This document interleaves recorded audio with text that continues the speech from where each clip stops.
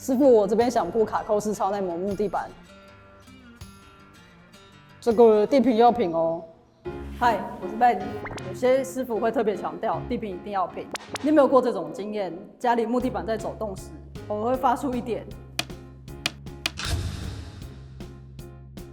这是他在跟你抗议物理受力不平均。先说一个观念 ，Hdf 卡扣式地板是不上钉、不上胶的浮动式施工。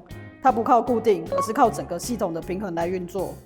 Hdf 板材又直又硬，只要地板有高低落差，板材受力不均，卡扣之间就会产生摩擦，声音就会被放大。其实它是反映了你家的地坪平整度。当然，除了地坪要平以外，经验丰富的团队会特别留意伸缩空间的预留，让木地板在热胀冷缩的状态下有地方可以伸缩。当地板有空间伸缩了，产生异议的几率就变少了。你家地板发出的是什么声音呢？欢迎在底下留言告诉我们。